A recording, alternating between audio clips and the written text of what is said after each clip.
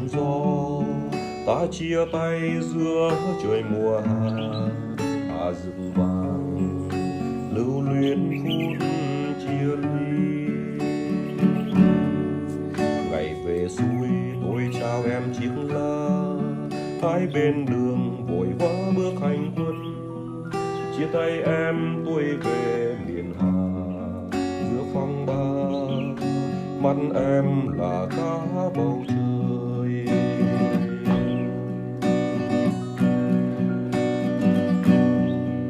Dặm đường dài mộng mi em ơi, ta phiêu du như đó bồ công anh, như núi ngàn năm chờ đợi, đời ngàn năm núi vẫn xanh gì.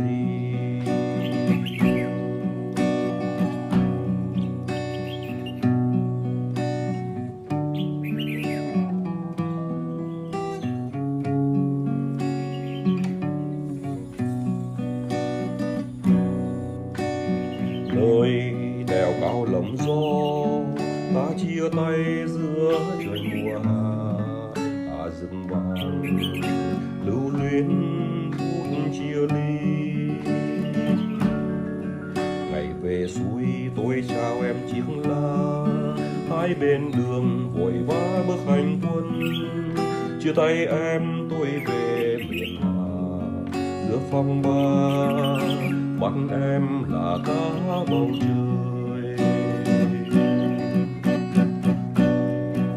Dặm đường dài mộng mi em ơi, ta phiêu du như đó bồ công anh, như núi ngàn năm trời, đời ngàn năm núi vẫn xanh gì.